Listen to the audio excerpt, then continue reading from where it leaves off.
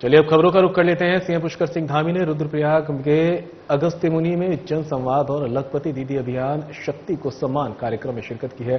इस दौरान सीएम धामी ने विभिन्न योजनाओं का लोकार्पण और शिलान्यास भी किया। कार्यक्रम में कैबिनेट मंत्री सतपाल महाराज, सुबोध उनियाल, सौरभ बहुगुणा, बीजेपी प्रदेश अध्यक्ष महेंद्र भट्ट उपस्थित रहे।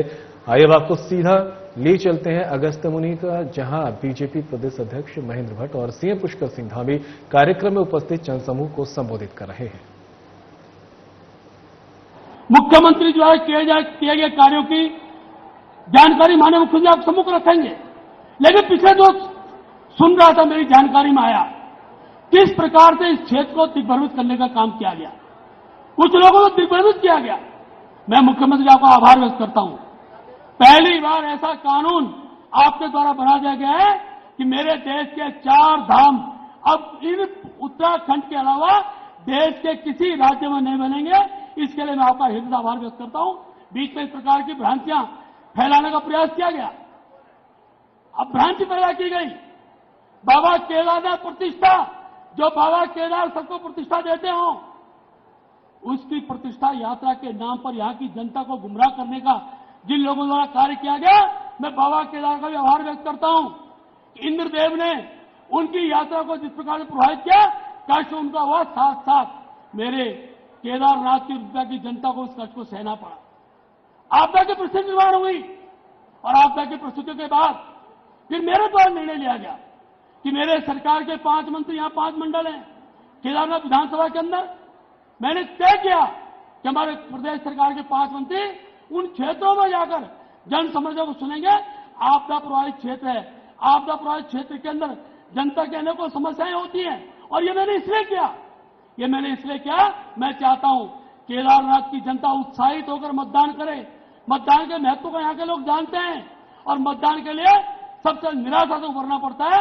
और जन समस्याओं के समाधान के लिए मैं अपने मंत्रियों का भी आभार व्यक्त करता हूं, मुख्यमंत्री जी का आभार व्यक्त करता हूं कि आपके द्वारा जन समाधान निराकरण के लिए हम मंत्रियों को हर स्थान पर उनको भेजा है। आज हमारे मंत्री जा रहे हैं, अनेकों समस्याओं का समाधान किया जा रहा है।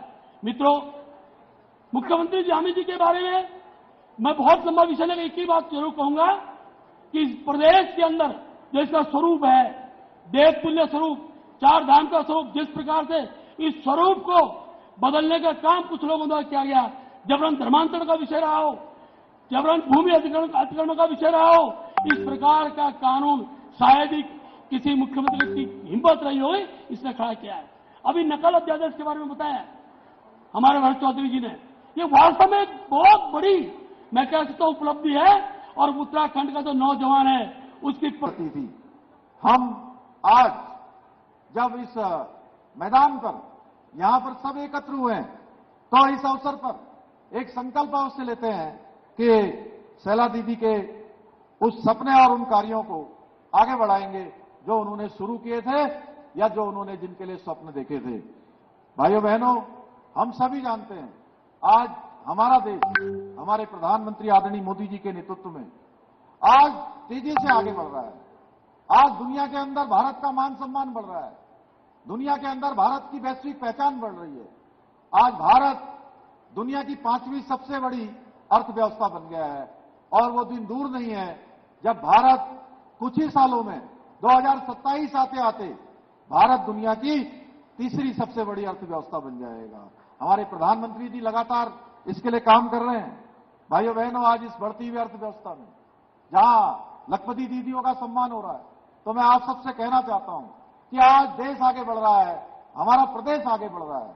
इसको आगे बढ़ाने में अगर सबसे बड़ा योगदान किसी का है, कंधे से कंधा मिलाकर कोई हमारा साथ दे रही है, देश को आगे बढ़ाने में अपना योगदान दे रही है, तो उसमें कोई और नहीं, हमारी माताएं बहनें हैं जो लगातार अनवरत रूप से प्रयास करके, परिश्रम करके अपने कौशल से लगातार देश की उन्नति में अपना योगदान दे रही हैं। और हमारी मातृशक्ति, उनकी लगन को देखकर, मेहनत को देखकर, उनकी कार्यकुशलता को देखकर आदरणीय प्रधानमंत्री जी ने ये लखपति दीदी योजना की शुरुआत की है।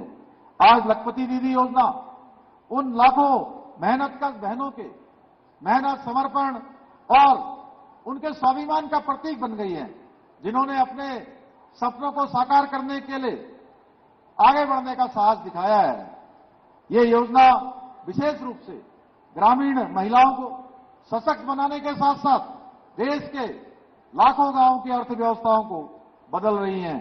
हमारी लखपति दीदियां न केवल आर्थिक रूप से सक्षम हो रही हैं, बल्कि अपने समाज और परिवार को भी प्रेरित करने का काम कर रही हैं।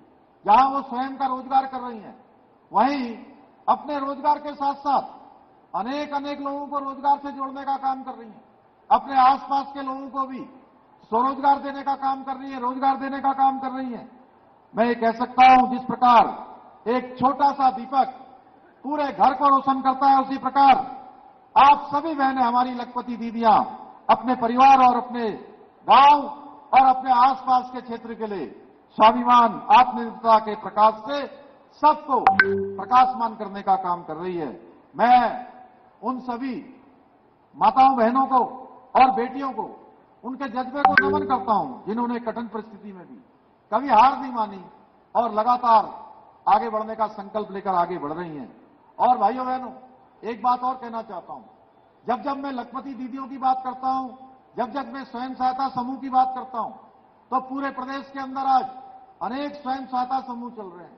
हमारी बहनें, मैं देख रहा हूं पूरे के पूरे 13 जनपदों में, मैं आपके जनपद रुद्रप्रयाग में भी यहीं अगस्त मुनि में एक कार्यक्रम में शामिल हुआ था, अपनी माताओं बहनों के कार्यक्रम में। इसी प्रकार मैं हर जनपद के कार्यक्रम में शामिल हुआ और हर जनपद के कार्यक्रम में मैंने देखा, हमारी माताओं बहनों के कौशल को देखा है, उनके अंदर जो आगे बढ़ने का जज्बा है और उनके द्वारा जो उत्पाद बनाए जा रहे हैं, वो उत्पाद इतने शानदार हैं, इतने अच्छे हैं, उसकी पैकेजिंग इतनी अच्छी है, क्वालिटी इतनी अच्छी है कि बहुत बार ये हमारे बहनों के द्वारा बनाए गए उत्पाद ये बड़ी बड़ी मल्टीनेशनल कंपनियों को भी पीछे छोड़ देते हैं। भाइयों बहनों, मैं हम अपनी बहनों को बधाई देना चाहता हूं, जो आज देश दुनिया के अंदर, चाहे हमने फिलहाल रुकेंगे ब्रेक के लिए, कहीं मत जाइएगा, जल्द होंगे यहां से।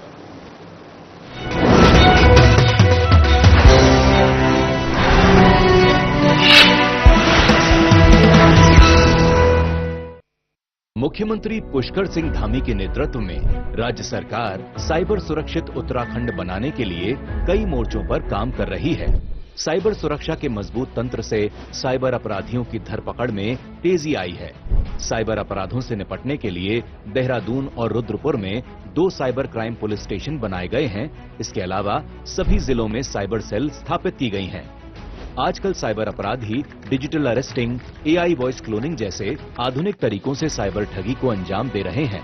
मान लीजिए आपको कोई कॉल आती है और कहा जाता है आपका पार्सल पकड़ा गया है या आपके अकाउंट से गैर कानूनी लेन देन हुआ है। वीडियो कॉल में अपराधी का बैकग्राउंड किसी पुलिस स्टेशन की तरह दिखता है। डर दिखाकर अपराधी आपको घर में ही कैद कर देता है, जिसे अपराधी डिजिटल अरेस्ट कहते हैं। याद रखें, कानून में डिजिटल अरेस्ट जैसा कोई शब्द नहीं होता। पुलिस या कोई एजेंसी आपको कॉल पर अरेस्ट की धमकी नहीं देते, लिहाजा डर या धमकी भरी ऐसी बातों पर कभी यकीन न करें। कई बार साइबर अपराधी AI वॉइस क्लोनिंग के जरिए आपके किसी परिचित की मिलती जुलती आवाज में आपसे बात कराते हैं। उसके अरेस्ट होने या फंसे होने की बात करके आपसे पैसे ऐंठ लेते हैं। इसलिए अपराधियों के झांसे में आने से पहले अपने परिचित को खुद कॉल करके पुष्टि जरूर करें। पैसा दोगुना करने, विदेश में नौकरी दिलवाने जैसे लालच में कभी न फंसें। किसी अनजान नंबर से आई वीडियो कॉल को कभी रिसीव न करें। व्हाट्सएप, ईमेल या SMS में आए किसी भी अनजान लिंक को क्लिक न करें। गैर जरूरी ऐप्स डाउनलोड न करें, केवल वेरीफाइड सोर्स से ही ऐप डाउनलोड करें। पासवर्ड, OTP एवं अन्य गोपनीय जानकारियां किसी से साझा न करें। पासवर्ड मजबूत रखें और समय समय पर बदलते रहें। अगर आप साइबर अपराध के शिकार हो जाते हैं तो बिना देरी किए टोल फ्री नंबर 1930 पर शिकायत दर्ज कराएं। साइबर क्राइम पर करें प्रहार, बने जागरूक, रहें होशियार। प्रधानमंत्री नरेंद्र मोदी जी के मार्गदर्शन और मुख्यमंत्री पुष्कर सिंह धामी के कुशल नेतृत्व में उत्तराखंड सरकार महिलाओं के सर्वांगीण विकास और सशक्तिकरण के लिए लगातार कार्य कर रही है। पिछले कुछ वर्षों में सरकार द्वारा लखपति दीदी योजना, सशक्त बहना योजना, महिला स्वयं सहायता समूह सशक्तिकरण योजना जैसी महत्वपूर्ण योजनाएं लागू की गई हैं, जिनके माध्यम से महिलाओं का आर्थिक सशक्तिकरण किया जा रहा है। सशक्तिकरण के इन्हीं प्रयासों में शासन, प्रशासन और निर्णय लेने की प्रक्रिया में भी महिलाओं की भागीदारी को बढ़ाया जा रहा है। जहां एक ओर महिलाओं को सरकारी नौकरियों में 30% का क्षैतिज आरक्षण दिया गया है, वहीं अब सरकार ने कोऑपरेटिव बैंकों और सहकारी समितियों में महिलाओं के लिए 33% आरक्षण देने का निर्णय लिया है। यह निर्णय महिलाओं की राजनीतिक और सामाजिक भागीदारी को बढ़ावा देने के साथ साथ सहकारी आंदोलन में सबका साथ, सबका विकास के मंत्र को और मजबूती देगा। सरकार के इस ऐतिहासिक निर्णय से अब महिलाओं के लिए न्याय पंचायत स्तर पर सरकारी समितियों और जिला सहकारी बैंकों में भी महत्वपूर्ण पदों पर सुनिश्चित भागीदारी का रास्ता खुल गया है। इस निर्णय से सहकारिता विभाग द्वारा चलाई जा रही सभी योजनाओं का लाभ समाज की आधी आबादी तक और प्रभावी तरीके से पहुंचेगा।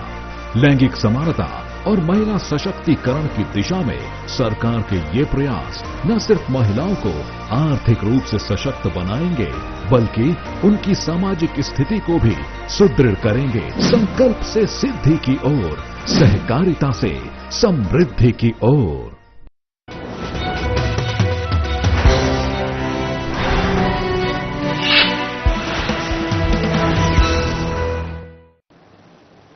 ब्रेक के बाद आप सभी का स्वागत है। बढ़ते खबरों में आगे कोटद्वार विधानसभा के भाबर क्षेत्र की पेयजल योजना के अंतर्गत विधानसभा अध्यक्ष ऋतु खंडूड़ी ने 2 नलकूपों और तत्संबंधी कार्यों का शिलान्यास किया है। विधानसभा अध्यक्ष ऋतु खंडूड़ी ने बताया कि इससे पूर्व भी भाबर क्षेत्र की पेयजल समस्या को देखते हुए 4 नलकूपों सहित तत्संबंधित कार्यों का शिलान्यास हो चुका है। बहुत जल्द ही इन पेयजल योजनाओं का लोकार्पण भी किया जाएगा। पुरानी नगरपालिका के वार्ड नंबर 4 से 36 तक के पेयजल विस्तारीकरण और सुदृढ़ीकरण के कार्य गतिमान है। इसके साथ ही कहा कि शहरी क्षेत्र सहित भाबर क्षेत्र में लगातार जनसंख्या घनत्व बढ़ता जा रहा है, जिसके कारण ग्रीष्मकालीन अवधि में पेयजल का संकट निरंतर बना रहता है। पेयजल योजनाओं के पूर्ण होने से जल संकट से कोटद्वार वासी लाभान्वित होंगे।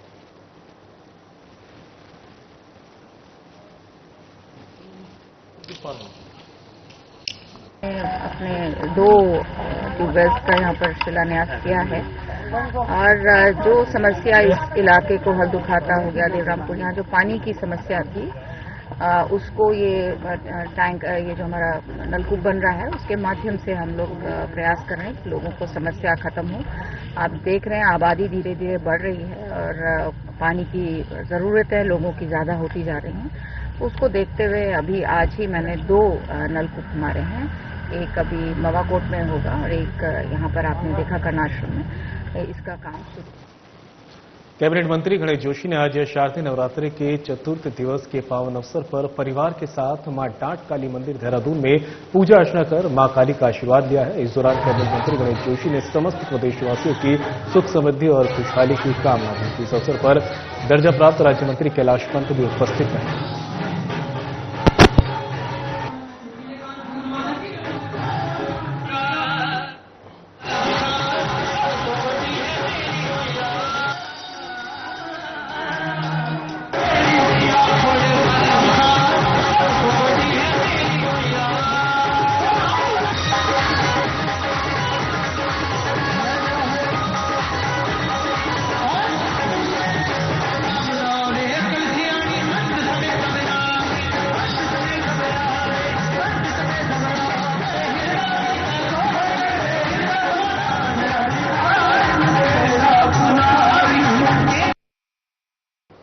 उत्तराखंड महिला कांग्रेस की प्रदेश उपाध्यक्ष अलका पाल ने प्रेस वार्ता का आयोजन किया। प्रदेश उपाध्यक्ष अलका पाल ने बताया कि हाईकमान के निर्देश पर उन्हें उत्तराखंड प्रदेश से हरियाणा विधानसभा चुनाव के लिए ऑब्जर्वर बनाकर भेजा गया था। इस बार हरियाणा में बीजेपी का सुपड़ा साफ होना तय है। उन्होंने बताया कि हरियाणा विधानसभा की 90 सीटों पर एग्जिट पोल के अनुसार इस बार कांग्रेस की झोली में 59 सीट आने की संभावना व्यक्त की जा रही है। उन्होंने कहा कि हरियाणा में नहीं पूरे हिंदुस्तान में लोग बीजेपी की नीतियों से त्रस्त हैं। इस बार जाट और दलित समुदाय के लोगों ने हरियाणा में इस बार भारतीय जनता पार्टी को नकारते हुए करारा जवाब देने की ठान ली है। इस बार हरियाणा में 61% मतदान हुआ है और ईवीएम मशीन में दोनों पार्टियों का भाग्य लगा हुआ है। भारत का हर एक कांग्रेसी कार्यकर्ता पूरी तरह से आश्वस्त है कि इस बार हरियाणा के विधानसभा चुनाव चौंकाने वाले होंगे।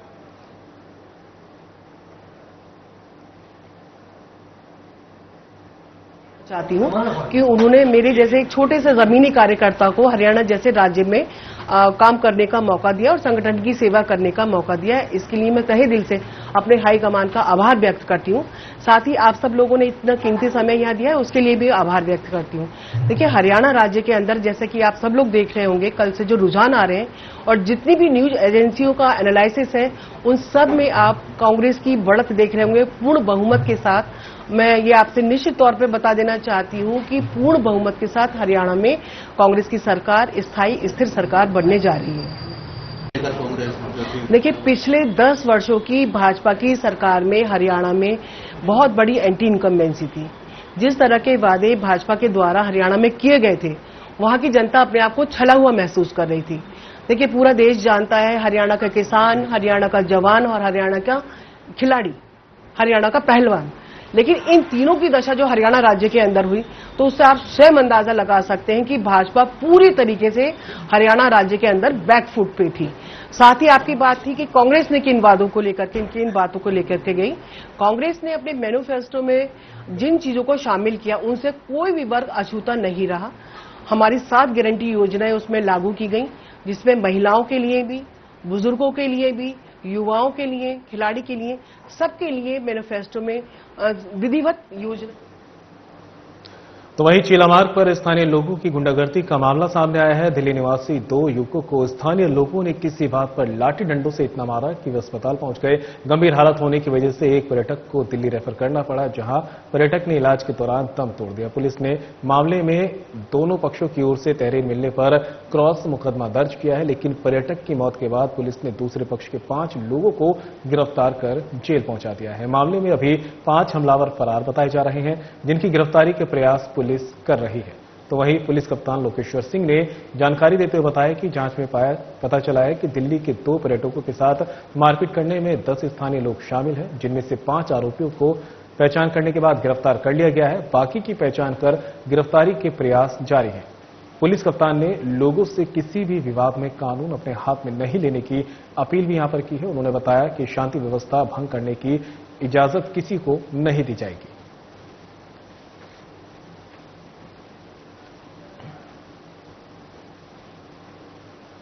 High security registration number plate नहीं लगाने वाले वाहन चालकों के खिलाफ सहायक संभागीय परिवहन विभाग एक बार फिर एक्शन में आ गया है। विभाग ने आज रायवाला, नेपाली फार्म, श्यामपुर, आईडीपीएल और तपोवन क्षेत्र में चेकिंग अभियान चलाया। इस दौरान 147 वाहन पर चालान काट 2.5 लाख रुपए का जुर्माना लगाया गया है। 3 वाहनों को विभाग की टीम ने कब्जे में लेकर सीज किया है। विभाग की इस कार्रवाई से वाहन चालकों में हड़कंप मचा है। विभाग ने वाहन चालकों से अपने वाहनों पर हाई सिक्योरिटी नंबर प्लेट लगाने की अपील की है। एआरटीओ प्रवर्तन मोहित कोठारी ने बताया कि कुछ समय से शिकायत मिल रही थी कि वाहन चालक हाई सिक्योरिटी नंबर प्लेट न लगाकर फैंसी नंबर प्लेट और त्रुटिपूर्ण नंबर प्लेट लगाकर वाहनों को चला रहे हैं। कई वाहन चालक बिना नंबर प्लेट के ही अपने वाहनों को सड़कों पर दौड़ाने में लगे हैं, जो कानूनी नियमों का उल्लंघन है।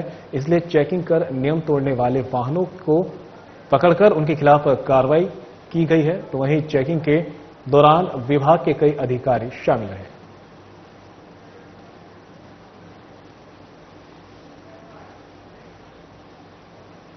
उत्तराखंड प्रदेश अपने विभिन्न सांस्कृतिक और ऐतिहासिक कथाओं के लिए जाना जाता है। देवभूमि कहे जाने वाले उत्तराखंड के रामनगर में पौराणिक कला से बसा मनसा देवी मंदिर है।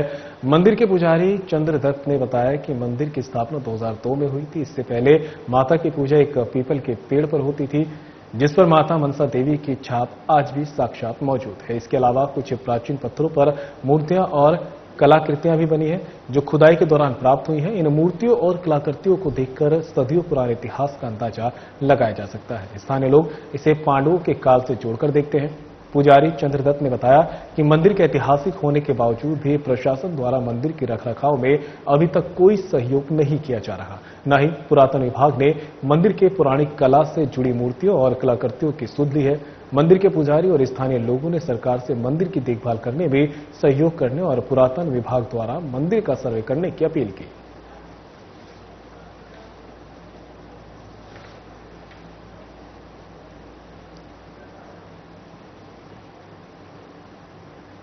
पूरे देश में रामलीला की धूम मची है। वहीं सरोवर नगरी नैनीताल में श्रीराम सेवक सभा तल्लीताल रामलीला समिति के अलावा नव सांस्कृतिक सत्संग समिति शेर का ढांडा में भी रामलीला की धूम देखी जा रही है। रामलीला में सीता स्वयंवर और परशुराम लक्ष्मण संवाद को देखने के लिए सैकड़ों की संख्या में भीड़ पहुंची।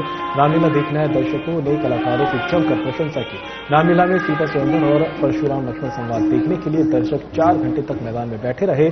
कलाकारों के मनमोहक अभिनय ने दर्शकों के मन को प्रफुल्लित कर दिया। इस अवसर पर समाजसेवी जीवंती भट्ट बतौर मुख्य अतिथि मौजूद।